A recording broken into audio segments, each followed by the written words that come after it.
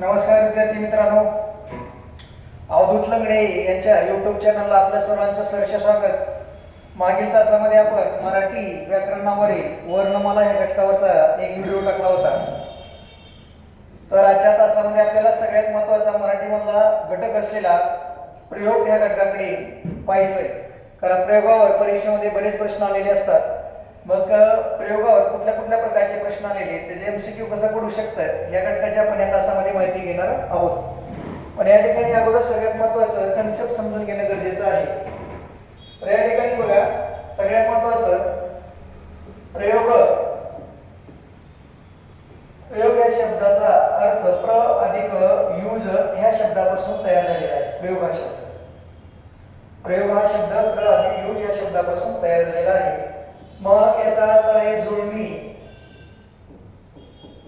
जुळणी आहे ठेवण आणि रचना. जुळणी, ठेवण आणि रचना, त्याला काय म्हटलेलं आहे? प्रयोग असं म्हटलंय. नेमकं काय जुळणी, ठेवण, रचना म्हणजे नेमकं काय? किंवा मांडणी म्हणजे नेमकं काय? वाक्यातील कर्ता, वाक्यातला कर्ता, वाक्यातलं कर्म आणि वाक्यातील क्रियापद याचा जो परस्पर संबंध असतो त्याला आपण प्रयोग म्हटले. वाक्यात येणारा कर्ता, वाक्यामध्ये येणारा कर्म आणि वाक्यामध्ये आलेले जे क्रियापद आहे त्याचा जो परस्परांशी जो संबंध असतो त्याला आपण काय म्हटलेलं आहे? प्रयोग असं म्हटलंय. साधी सोपी वाक्य. प्रयोग या शब्दाचा अर्थ आहे जुळणी, ठेवण, त्याला रचना किंवा त्याला मांडणी असं सुद्धा म्हटलं जातं. मांडणी नेमकं कोणाची? वाक्यात येणाऱ्या कर्त्याची आणि वाक्यात येणाऱ्या कर्माची क्रियापदाशी जी जुळणी किंवा जी ठेवण असते किंवा जी रचना असते किंवा जी मांडणी केलेली असते त्याला आपण काय म्हटलेलं आहे? प्रयोग. वाक्यात येणारा कर्ता, वाक्यात येणारा कर्म याची क्रियापदाशी जी जुळणी किंवा जी ठेवण किंवा जी रचना केलेली असते त्याला आपण काय म्हटलेलं आहे? प्रयोग असं म्हटलेलं आहे. मग या ठिकाणी प्रयोगाचे मुख्य प्रकार तीन पडतात. प्रयोगाचे मुख्य प्रकार तीन येतात. परीक्षेत हा प्रश्न येऊ शकतो, प्रयोगाचे मुख्य प्रकार किती येतात? तीन येतात. मुख्य तीन प्रकार आहेत. मग या ठिकाणी त्याच्यामध्ये कर्तरी प्रयोग आहे, कर्तरी, त्यानंतर कर्मणी प्रयोग आहे आणि त्यानंतर बाह्य प्रयोग आहे. बाह्य प्रयोग असे प्रयोगाचे तीन प्रकार आहेत. कर्तरी, कर्मणी आणि बाह्य प्रयोग. आणि ह्या व्यतिरिक्त एक प्रयोगाचा प्रकार आहे संकर प्रयोग आहे. संकर म्हणजे त्याला काय म्हटलेलं आहे? मिश्र प्रयोग. मिश्र प्रयोग. संकर म्हणजे काय? मिश्र प्रयोग असा एक प्रकार. मग याच्यामध्ये पुन्हा तीन प्रकार आहेत. कृतकर्म,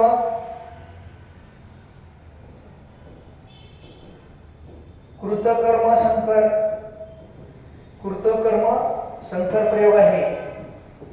त्यानंतर कर्मभाव संकर, कर्मभाव संकर प्रयोग आहे. त्यानंतर या ठिकाणी तीन नंबरचा प्रयोग येतो मिश्र प्रयोग.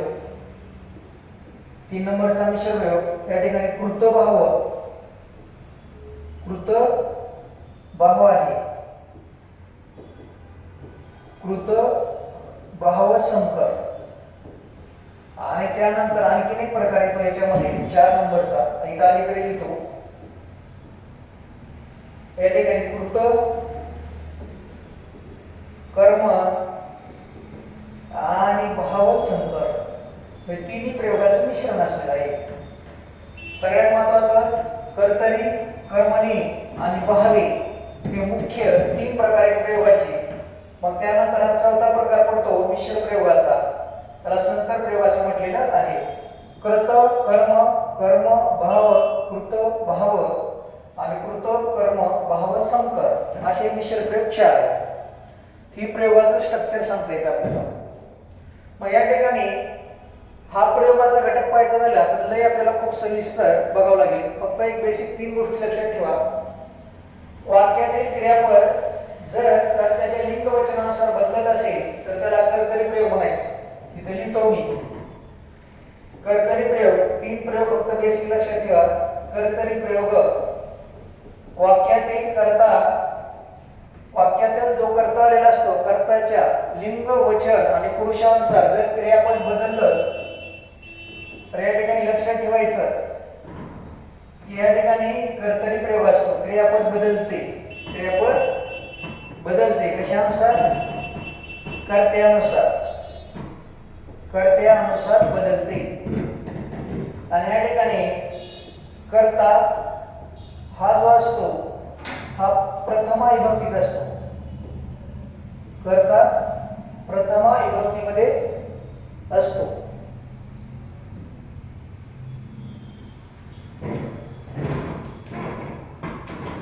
एकच मिनिट दरवाजा वाजला बघतो.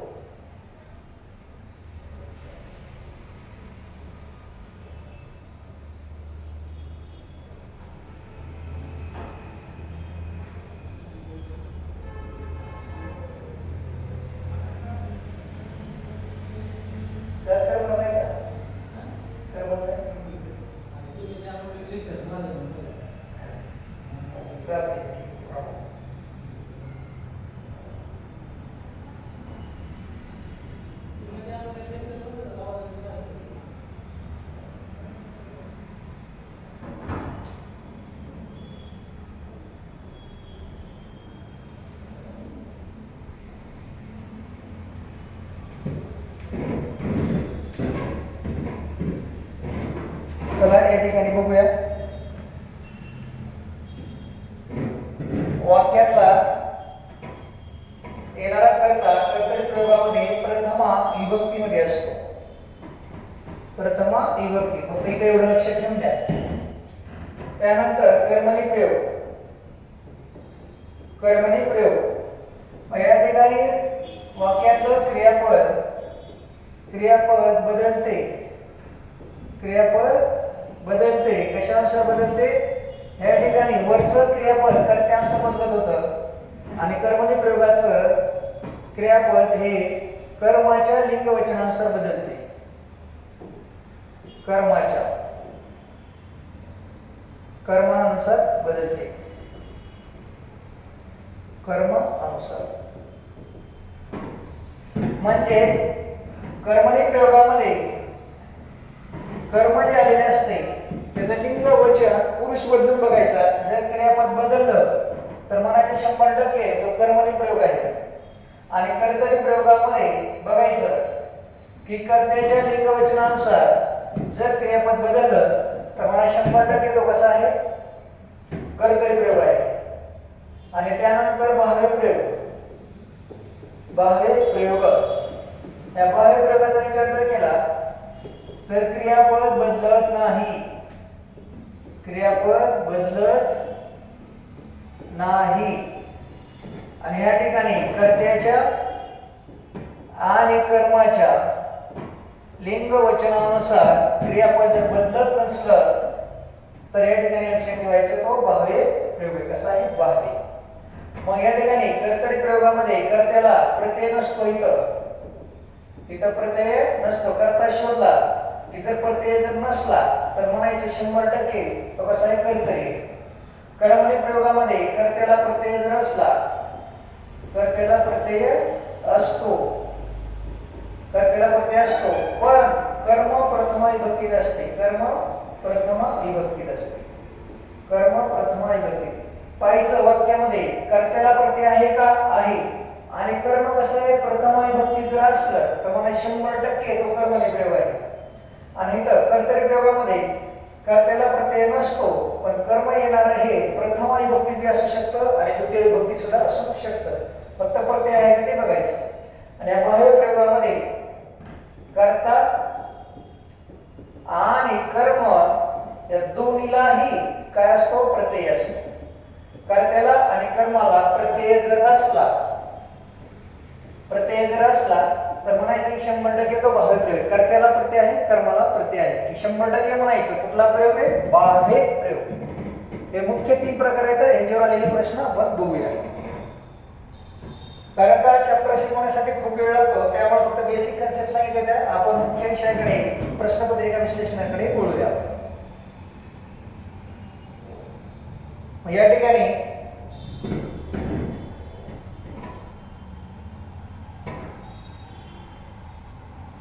आपला मुख्य विषय आहे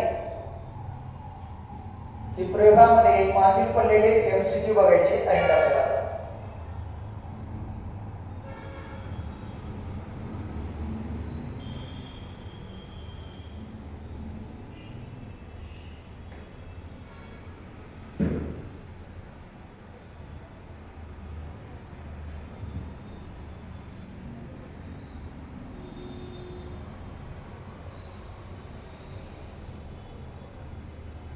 आणि या ठिकाणी तुम्हाला बोर्डवर प्रश्न दिसतात काही, या प्रश्नाचा विचार करा तुम्ही आता. आणि मग हे प्रश्न बघत असताना आपण पाहूया प्रयोग नेमकं कशा पद्धतीने आहे.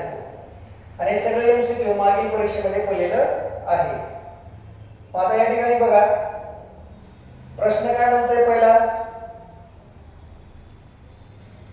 मी बैलाला मारतो ह्या वाक्यातील कर्म ओळखा. कर्म, मी बैलाला मारतो हे वाक्यातलं कर्म ओळखा. मग या ठिकाणी कर्म, आता कर्म म्हणजे नेमकं काय, वाक्यातील क्रियापदाने सांगितलेली क्रिया करणारा जो कोणी असतो त्याला आपण काय म्हटलेलं आहे, कर्ता. वाक्यातील क्रियापदाने सांगितलेली क्रिया करणारा जो कोणी असतो त्याला काय म्हटलेलं आहे, कर्ता. कर्ता म्हणजे क्रिया करणारा असतो. कर्ता म्हणजे क्रियापदाने सांगितलेली क्रिया करणारा कोण झाला, कर्ता. आता या ठिकाणी कर्म क्रियापदाने सांगितलेली क्रिया करणारा कर्ता आहे. पण कर्त्याने केलेली क्रिया ज्याच्यावर घडत असते ते असतं वाक्यातलं कर्म. म्हणजे क्रिया सोसणारा घटक, क्रिया सोसणारा जो घटक असतो त्याला काय म्हटलेलं आहे, कर्म म्हटलेले. कर्त्याने केलेली क्रिया ज्याच्यावर घडते त्यास कर्म असे म्हटले जाते. आता वाक्य दिले, मी बैलाला मारतो.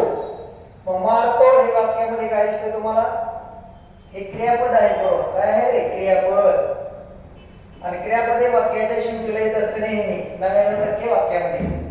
त्यानंतर इथं मी हे सर्वनाम आलेलं दिसतंय. सर्वनाम काय आलेलं आहे, सर्वनाम आलेलं आहे. पण ज्या वेळी वाक्यामध्ये सर्वनाम येतं त्यावेळी तिथे एखाद्या व्यक्तीचं नाव ठेवायचं आणि वाक्य बनवायचं.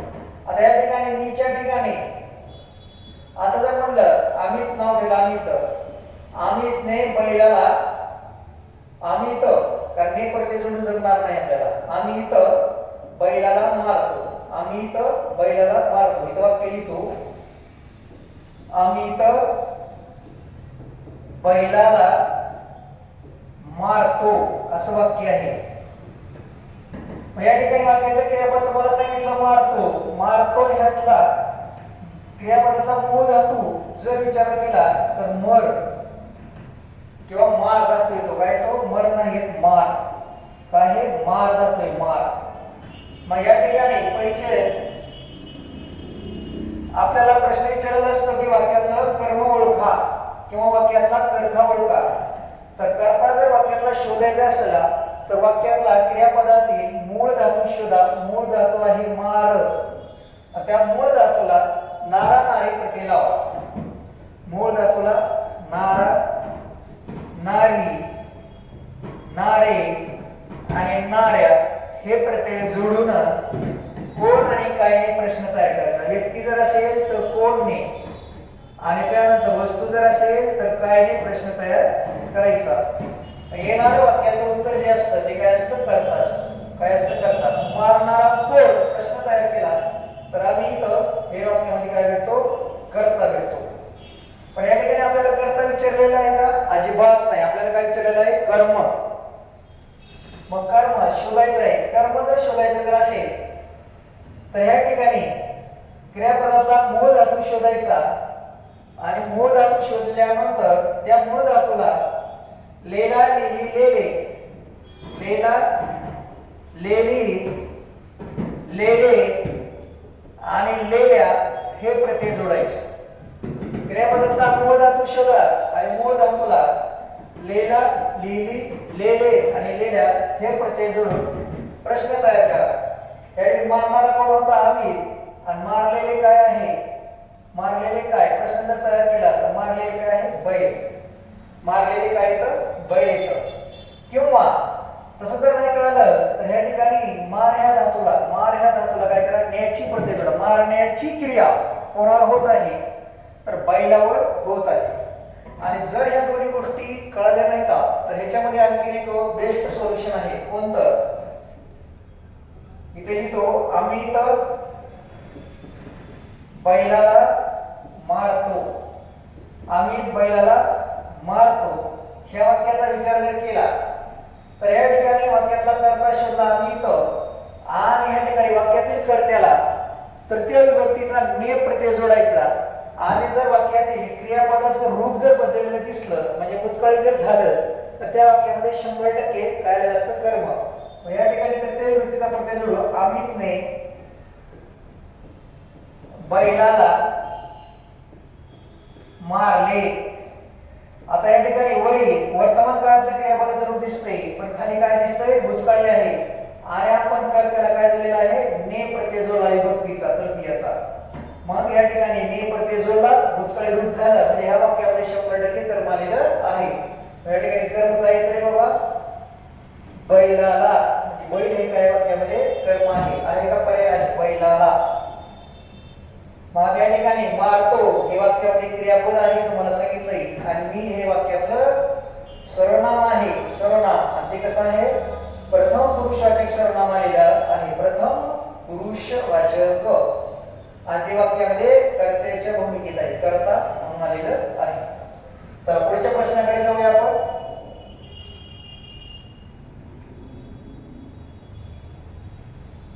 काय म्हणते प्रश्न बघा.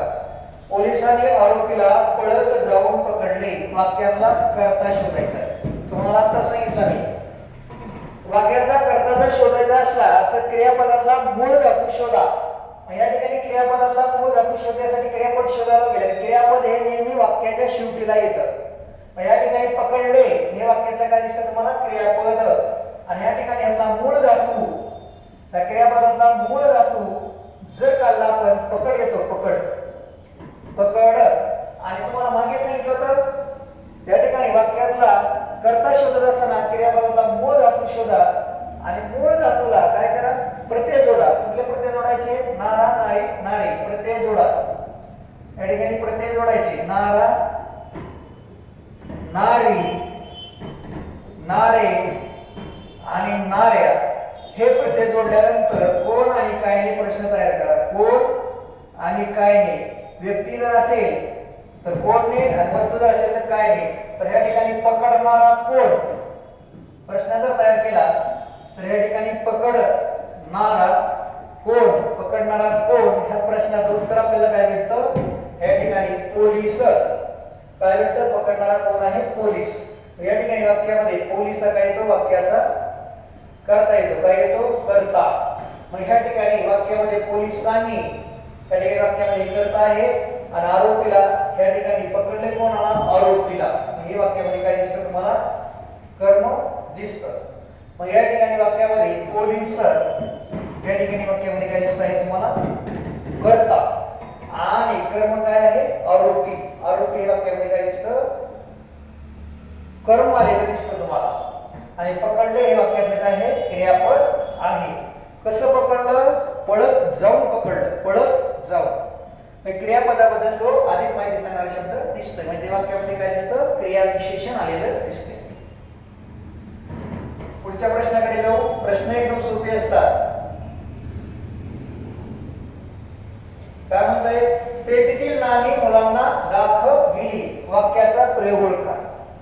आता पेटीतील नाणी मुलांना दाखवली वाक्याचा प्रयोग ओळखायचा आहे. मग आता प्रयोग ओळखण्यासाठी आपल्याला बघा कर्ता शोधावा लागेल. मग या ठिकाणी कर्ता शोधत असताना दाखविली हे वाक्यातलं काय दिसतं तुम्हाला क्रियापद आहे दाखव. दाखव हा मूळ धातू झाला. दाखव हा मूळ धातू झाला आणि ह्या ठिकाणी दाखविलेली काय प्रश्न विचारावा लागेल. दाखविलेली काय दाखविलेली काय. तर दाखव हा मूळ धातू आहे. त्याला जर प्रश्न तयार केला दाखविलेली काय दाखविलेली काय तर या ठिकाणी उत्तर काय भेटतं तुम्हाला नाणी. उत्तर काय भेटतं नाणी. उत्तर काय भेटतं नाणी. मग हे नाणी जे आहे नाणी हे वाक्यामध्ये काय आलेलं दिसतंय कर्ता कर्ता आलेला आहे.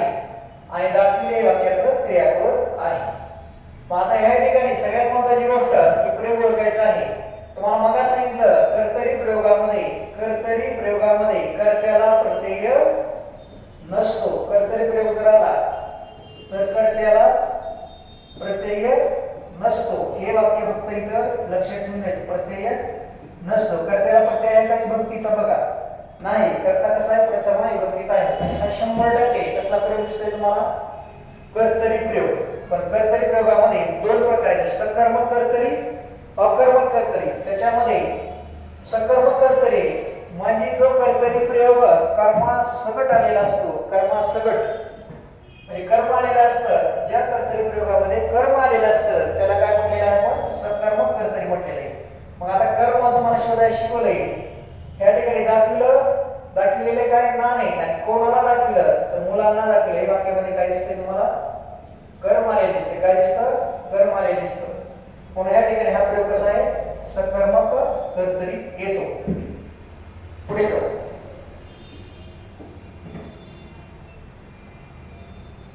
विद्यार्थी अभ्यास करतो, प्रयोग ओळखा.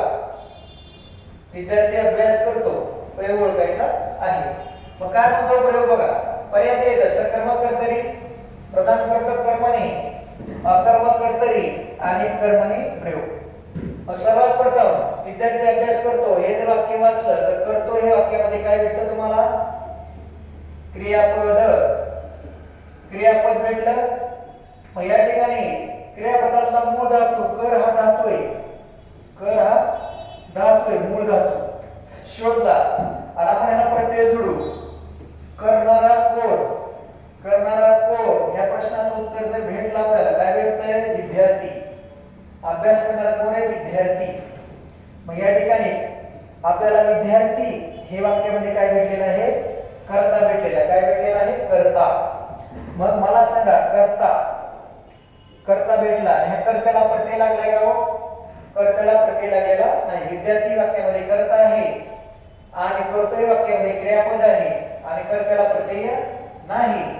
आणि वाक्यामध्ये या ठिकाणी अभ्यास करणारा विद्यार्थी आहे पण केलेला काय आहे? अभ्यास. केलेला काय दिसतोय? अभ्यास. पण कर्त्याला प्रत्यय नाही म्हणजे 100% तो कर्तरी आहे. इथं बी कर्तरी आहे आणि इथं पण कर्तरी आहे. मग आता या ठिकाणी तुम्हाला एक कन्सेप्ट समजून घ्यावं लागेल. कोणची? सकर्मक कर्तरी, अकर्मक कर्तरी. सकर्मक कर्तरी आणि अकर्मक कर्तरी. अकर्मक कर्तरी, अकर्मक कर्तरी. सकर्मक कर्तरी म्हणजे काय? ज्या कर्तरी प्रयोगामध्ये कर्म आलेले असते, कर्म असते त्याला सकर्मक कर्तरी म्हणायचं. आणि अकर्मक मध्ये ज्या वाक्यामध्ये कर्म नसते त्या वाक्याला काय म्हणायचं? अकर्मक म्हणायचं. सकर्मक मध्ये कर्म असणार आहे आणि अकर्मक मध्ये कर्म नसणार आहे. तर वरील वाक्यामध्ये जर पाहिलं तर विद्यार्थी करता आहे आणि अभ्यास करतो असं म्हटलेले, तर विद्यार्थी करता असून अभ्यास केला जात आहे म्हणजे ह्या ठिकाणी ही क्रिया आहे, कोणती तरी क्रिया आहे. मग हे वाक्य जे आहे सकर्मक कर्तरी प्रयोगाचं आहे. कारण का? वाक्यातील कर्त्याने केलेली क्रिया कोणावर तरी घडते आहे या ठिकाणी वाक्यामधून आपल्याला बोध दिसतो. त्यानंतर या ठिकाणी जर पाहिलं, विचार जर केला आपण तर तुम्हाला अकर्मक कर्तरीचं वाक्य सांगतो. जर मी असं म्हणलं, रोहित रस्त्यात पडला. रोहित रस्त्यात पडला. आता या ठिकाणी पडणारा कोण? रोहित. आणि पडण्याची क्रिया कोणावर व्हायला लागली? रोहित. कर्त्याने केलेली क्रिया कर्त्यापाशीच येऊन जर थांबत असली तर ते वाक्य कसं असतं? अकर्मक कर्तरी प्रयोगाचं असतं. कसं असतं? अकर्मक कर्तरी प्रयोगाचं. किंवा असं जर म्हटलं, मी आताच गावाहून आलो. मी आताच गावाहून आलो. मग या ठिकाणी गावाहून येण्याची क्रिया कोणावर झाली? मी ह्या सर्वनामावर झाली. पण या ठिकाणी वाक्य जर कळालं नाही तर इथं कोणाचं तरी नाव ठेवा. इथं जर म्हणलं, आता वरचंच नाव ठेवतो, रोहित. रोहित आत्ताच गावाहून आला. रोहित आत्ताच गावाहून आला. गावाहून येण्याची क्रिया कोणावर झाली? रोहितवरच झाली. मग त्यामुळं कर्त्याने केलेली क्रिया कर्त्यावर जर घडत असेल तर त्याला काय म्हटलं जातं? अकर्मक कर्तरी प्रयोग असं म्हटलं जातं. आणि कर्त्याने केलेली क्रिया जर कर्मावर जर घडत असेल तर तेव्हा कसं असतं? सकर्मक जसं विद्यार्थी अभ्यास करतो आणि पाठीमागे आलेले उदाहरण इथं जर लिहिलं, शेतकरी बैल बांधतो, शेतकरी बैल बांधतो, बांधणारा शेतकरी आणि बांधण्याची क्रिया कोणावर झालेली आहे? बैलावर झालेली आहे. अशा पद्धतीने सकर्मक अकर्मक प्रकार आपल्याला सांगता येतो.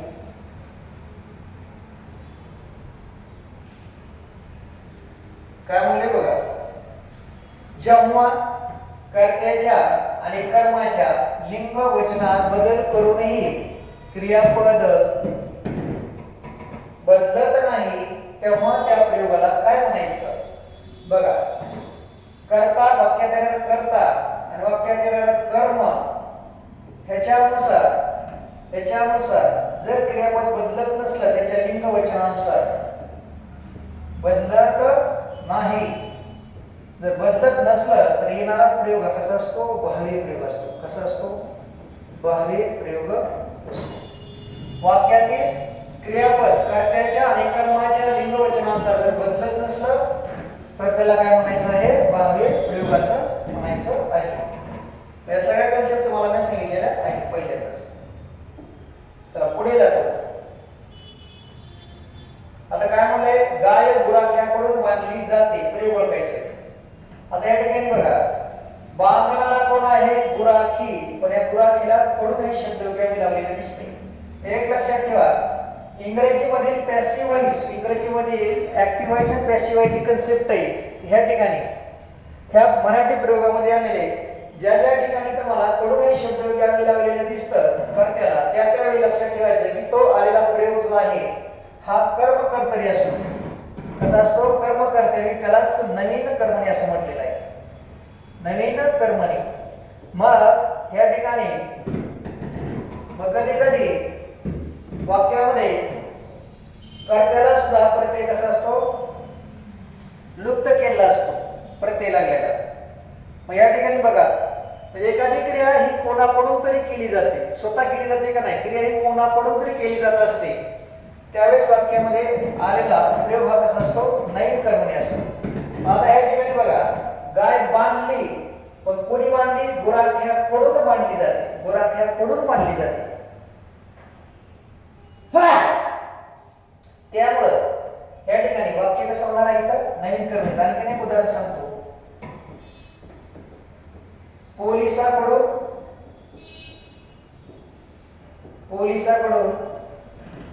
चोर पकडायला जातो, पोलिसाकडून चोर पकडला जातो. आता पोलिसाकडून पकडणारा कोण आहे? पोलीस. म्हणजे पोलिसाकडून क्रिया व्हायला लागली. किंवा असं जर म्हणलं, रावण मारला जातो. आता या ठिकाणी रावणाला मारण्याची क्रिया कोणाकडून तरी व्हायला लागलेली आहे, त्यामुळे या ठिकाणी कडून. किंवा असं जर म्हणलं, सर्वांना समज दिली जाईल. आता या ठिकाणी बघा, सर्वांना समज दिली जाईल म्हणजे कोणीतरी समज देणार आहे. या ठिकाणी वाक्यामध्ये आलेलं कर्ता कसा दिसतो? तुम्हाला लुप्त झालेला दिसतो आणि कडून हा प्रत्यय सुद्धा लागलेला दिसतो. अशी जर काही अपवाद वाक्य असतात की त्या वाक्यामध्ये कर्ता कसा असतो? गुप्त असतो, लिपित असतो, दिसत नसतो. पण त्यावेळेस त्या वाक्याच्या अर्थावरून समजून घ्यायचं असतं की ते वाक्य कसं आहे? नवीन कर्मणी प्रयोगाचं आहे. क्रिया ही अप्रत्यक्षरित्या कोणाकडून तरी घडत असते. ते आपण सर्वांनी लक्षात ठेवून द्यायचं. चला पुढे जातो. 7व्या क्रमांकाचं वाक्य आहे आणि काय ओळखायचं आहे आपल्याला? बघा, बाह्य प्रयोग. मी तुम्हाला सगळ्या प्रयोगाच्या कन्सेप्ट क्लिअर केलेल्या आहेत. बघा या ठिकाणी बाह्य प्रयोगाचं उदाहरण वाचा. आता या ठिकाणी तो आहे बरं, इथे स्प्लिट मिस्टेक आहे. तो मुलगा पेरू खातो. बर. मी कामावरून आता चालू. बर. सिंहाकडून गाय मारली गेली. आईने मुलीला समजावले. आता या ठिकाणी आपल्या 3 प्रयोगाच्या कन्सेप्ट आहेत. बरोबर आहे. मग तुम्हाला प्रत्येक गोष्ट शिकवलेली. बघा, तो मुलगा पेरू खातो, तो मुलगा पेरू खातो. ठीक आहे. या ठिकाणी मूळ धातू काय आहे? खा. मूळ धातू खाय. खाणारा कोण आहे? मुलगा. शोधला, खाणारा कोण, प्रश्न जर तयार केला आपण खाणारा कोण, तर तुम्हाला वाक्याचं उत्तर काय भेटतं, इथं मुलगा भेटतं. पण मुलगा वाक्यातला कर्ता आहे, कर्त्याला प्रत्यय लागलाय का, नाही लागलेला, प्रत्यय लागलेला नाही.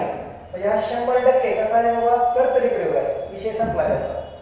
त्यानंतर मी कामावरून आत्ताच आलो. आता ह्या ठिकाणी आलो ह्या ठिकाणी विचार जर केला येणारा कोण आहे, तर आलो ह्या क्रियापदाचा विचार जर केला तर ये हा जातोय. या ठिकाणी येणारा कोण प्रश्न जर तयार केला तर कोण आहे, मी आहे. येणारा कोण आहे, मी आहे. पण येण्याची क्रिया कोणावर व्हायला लागली, मी ह्या सर्वनामावरच व्हायली. सर्वनाम आलं तर व्यक्तीचं नाव ठेवा तिथं. मग असं जर म्हटलं श्रावणी कामावरून आत्ताच आली, येणारी कोण, श्रावणी. येण्याची क्रिया कोणावर व्हायली, श्रावणीवरच व्हायली. मग वाक्यामध्ये आपण कर्ता शोधला, पण ह्या कर्त्याला प्रत्यय लागलेला आहे का, लागलेला नाही. म्हणजे हा 100% हा सुद्धा कसा आहे, कर्तरी प्रयोगच आहे. कसा आहे, कर्तरी.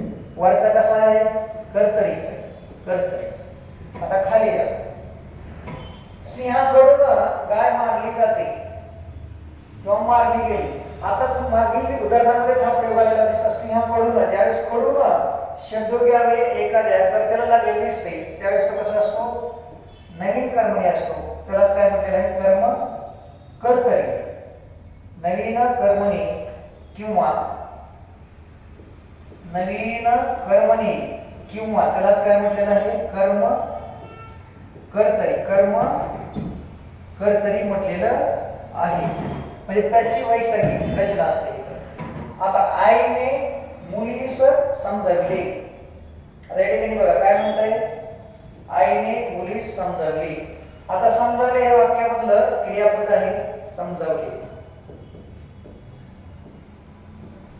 आपण क्रियापद शोधलं. मग या ठिकाणी प्रश्न तयार करू. समज हा धातू आहे, तर समज. मग या ठिकाणी प्रत्येक जोडा समजवणारी कोण, समजवणारी कोण, असं जर प्रश्न तयार केला तर उत्तर काय भेटतं, आई.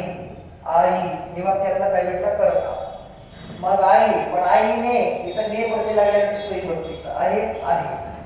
त्यानंतर ह्या ठिकाणी समजवण्याची क्रिया कोणावर व्हायला लागलेली आहे, मुलीवर. कोणावर व्हायली, मुलीवर. म्हणजे वाक्यामध्ये काय आलेलं आहे, कर्म. कर्म आले. मग आता या ठिकाणी समजायला वाक्यातले क्रियापद आहे. पण या ठिकाणी तुम्हाला काय सांगितलं, बाह्यप्रयोग कसा असतो, कर्त्याला आणि कर्माला प्रत्यय जर दिसला तो 100% बाह्यप्रयोग असते. मग इथं कर्त्याला प्रत्यय आहे आणि मुलीस ह्याच्यामध्ये सह प्रत्यय दिसायला लागलाय कर्माला. मग हा 100% कसा आहे, बाह्यप्रयोग. येणारं उत्तर कसं असणार आहे तुमचं, 4थ्या क्रमांकाचं उत्तर असतं. म्हणजे आहे या ठिकाणी असं सांगता येते आपल्याला. कारण का प्रत्येक गोष्ट तुम्ही आकलन करून घ्या, म्हणजे तुम्हाला सोपं जाणार आहे. आता या ठिकाणी बघा काय म्हटलेलं आहे, तू मला वाचविलेस. या वाक्यातील प्रयोग बघा. आता या ठिकाणी बघा वाक्यामध्ये सर्वनाम आलंय आणि वाचविलेस, पण क्रियापदाला स हा प्रत्यय लागलेला दिसतोय तुम्हाला, आहे का, आहे. मग आता या ठिकाणी उदाहरण घेतो, तू मला वाचविलेस, वाचविलेस. मग हा प्रयोग आपल्याला ओळखायचा आहे. आता ह्या वाक्यामध्ये कर्म आलाय का बाबा, या ठिकाणी असं लिहितो. आता इथं तू हे सर्वनाम आलंय, तर त्या ठिकाणी काय करा, तुम्ही व्यक्तीचं नाव ठेवा. मग तिथं जर म्हणलं रोहित तू मला वाचविलेस. आता मला हे सुद्धा सर्वनाम आहे आणि तू हे सुद्धा सर्वनाम आहे. रोहित तू इथं लिहिलो, रोहिणीला वाचविलेस, वाचविलेस. मग ह्या प्रयोगाचा विचार केला. आता रोहित, वाचविणारा कोण आहे, रोहित. हे वाक्यातलं काय भेटलं तुम्हाला, कर्ता भेटला. आणि वाचविलंय कोणाला, रोहिणीला. हे वाक्यामधलं काय भेटते तुम्हाला, कर्म भेटते. मग या ठिकाणी तुम्हाला काय पाहायचं आहे, हा प्रयोग कर्मणी आहे, कर्तरी आहे का, संकर आहे का, बाह्य आहे बघायचं. मग याचा विचार जर केला आपण, रोहित तू रोहिणीला वाचविलेस. मग या ठिकाणी या वाक्यामध्ये तू हे सर्वनाम राहिलेले दिसते. मग ह्या वाक्याचा आपण जर विचार जर केला तर या वाक्यामधलं आपल्याला वाचणारा कोण आहे? रोहित. हे आपण काय घेतलंय? सर्वनाम घेतले समजण्यासाठी आपल्याला. पण या वाक्याचा विचार जर केला तर इथे तू हे सर्वनाम दिसतंय तुम्हाला आणखी. रोहित तू रोहिणीला वाचले. वाचणारा कोण आहे? रोहित. पण रोहित हे नाम जे आहे तू ह्याच्याबद्दल आलेलं दिसतंय. मग आता या ठिकाणी जर विचार जर केला आपण तर ह्या प्रयोगामध्ये सगळ्यात महत्त्वाची कन्सेप्ट सांगतो तुम्हाला. आता रोहितच्या ठिकाणी दुसरं नाव ठेवून बघा. इथं रोहिणी ठेवलं. रोहिणी. रोहिणी तू. या ठिकाणी रोहित इकडे ठेव. रोहितला वाचलीस. वाचलीस. म्हणजे इकडं येणाऱ्या शब्दांचं जरी परिवर्तन केलं तर तुम्हाला वाचलेस ही क्रियापद दिसते.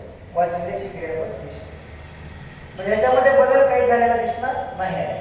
म्हणजे तुम्ही असं म्हणताल की सर इथं हा बाह्यप्रयोग येऊ शकतो. पण बाह्यप्रयोग येणार नाही पडो का?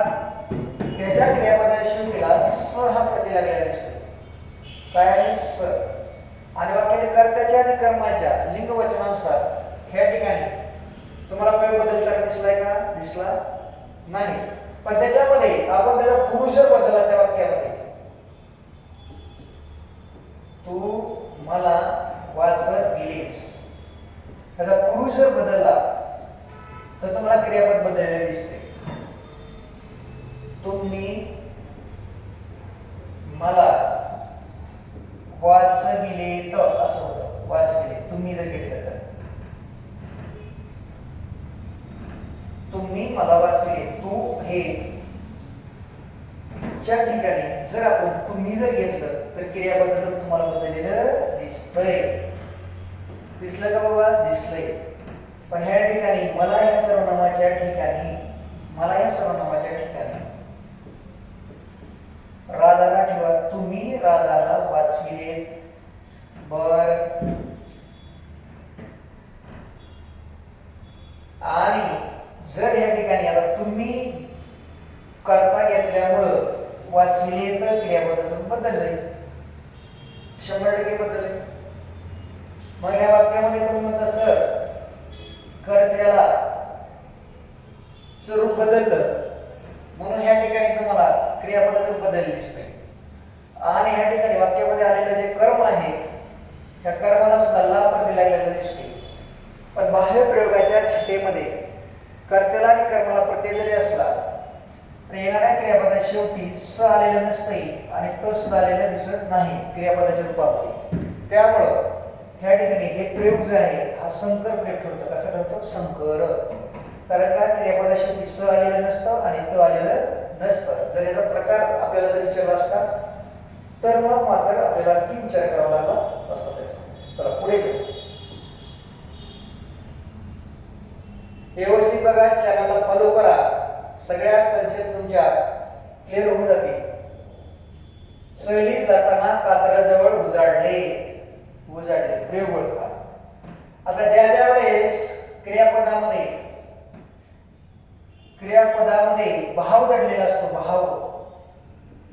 भाव दडलेला असतो, भाव दडलेला असतो, त्यावेळेस त्या क्रियापदाचं रूप हे जे असतं कसं असतं? भावकृतुक असतं. भावकृतुक. त्याला भावकर्तरी म्हणायचं. मग ह्या ठिकाणी वाक्यातील क्रियापदाचा भाव हाच वाक्याचा कर्ता मानलेला असतो. वाक्यातील क्रियापदाचा भाव हाच वाक्याचा कर्ता मानलेला असतो. त्यावेळेस त्या प्रयोगाला भावकृतुक प्रयोग असं म्हणतात. मग ह्या ठिकाणी उजाडले या शब्दाची जर फोड केली, उजाडले, तर या ठिकाणी उजेड झाला असं होतं. उजेड झाला. आणि प्रश्न जर तयार केला झालेला काय, तर उजेड हा वाक्याचा कर्ता भेटतो. म्हणजे वाक्यातील क्रियापदाच्या भावावरूनच त्या ठिकाणी जो प्रयोग सुचवलेला असतो त्याला काय म्हटलेलं आहे? भावकर्तक. भावकर्ता. क्रियापदाचा भाव हाच वाक्याचा कर्ता मानलेला असतो. म्हणून ह्या वाक्यामध्ये कर्ता हा स्पष्टपणे दिलेला नसतो. म्हणून ह्या प्रयोगाला अकृतुक भाव असं सुद्धा म्हणायचं. अकृतुक. कारण कर्ता आलेला नसतो. म्हणून या ठिकाणी अकृतुक प्रयोग असं म्हटलं जातं. आणि हे जे उदाहरण येतं बाह्य प्रयोगाचं आहे. मी तो उदाहरण दाखवतो आणखी लिहून. आई घरी येण्यापूर्वी, आई घरी येण्यापूर्वी सांजावले. सांजावले म्हणजे काय रे बाबा? सांज झाली. काय झाली? सांज झाली. या ठिकाणी झालेली काय? सांज. तर क्रियापदाचा भाव हाच वाक्याचा काय म्हणलेला असतो रे? कर्ता. म्हणून त्याला काय म्हणलेलं आहे? वाहक कर्तरी. त्याला काय म्हणलंय? तो कुतुक म्हटलं जातं. चला पुढे जाऊ.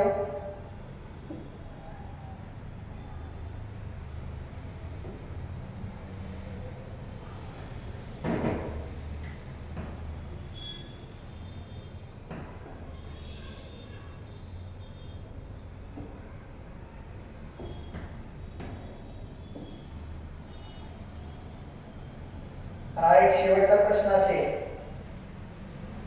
तुमच्यासाठी. काय म्हणते बघा. तुम्ही आता जावे या विधानाचा प्रयोग करा. मग अकर्मक कर्तरी, कर्मणी प्रयोग, अकर्मक बाह्य प्रयोग आणि संकर प्रयोग. आता या ठिकाणी संकर प्रयोगाची तर छटा येणार नाही ती. कारण का क्रियापदामध्ये शेवटीला क आणि स हे प्रत्यय लागलेले दिसत नाही, तर त्यामुळे त्याचा विषय येत नाही. कर्मणी प्रयोगाचा विचार जर केला तर या वाक्यामध्ये कर्म आलेले दिसत नाही. तुम्ही आता जावे, जाण्याची क्रिया तुम्ही वर झालेली दिसते तुम्हाला, त्यामुळे याचा पण विषय येणार नाही. आता अकर्मक कर्तरी, अकर्मक कर्तरी तुम्ही आता जावे. अकर्मक कर्तरी येते का बघूया आपण. शोधा त्याला. जावे वाक्यामध्ये तुम्ही आलेले. आता इथं काय करा? सर्वनाम ठेवा. इथं म्हणलं रोहितने आता जावे. रोहितने आता जावे म्हटलं तर ने प्रत्यय लागला. जाणारा कोण आहे? रोहित. ने प्रत्यय जोडला म्हणून ह्या ठिकाणी कर्तरीचे प्रयोग येणार नाही. पहिला पर्याय कुठला? अकर्मक भावी. अकर्मक भावी.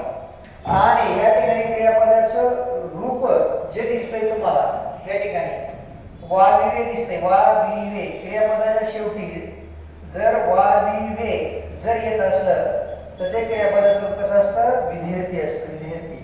आणि जर क्रियापदाचं रूप विद्यार्थी दिसत जर असेल आणि त्या क्रियापदाच्या वाक्यामध्ये त्या वाक्यामध्ये जर कर्म आलेलं जर नसेल तर तो प्रयोग हा अकर्मक बाह्य प्रयोग असतो. कसा असतो? अकर्मक बाह्य प्रयोग.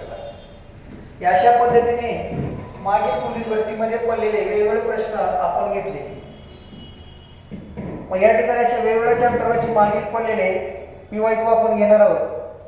जर मी शिकवलेलं आपल्याला आवडत असेल तर लाईक करा, शेअर करा आणि जास्तीत जास्त लोकांपर्यंत हा व्हिडिओ पोहोचवा.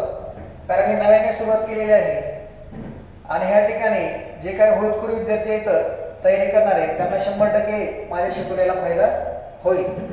या ठिकाणी थांबतो. जय हिंद, जय महाराष्ट्र.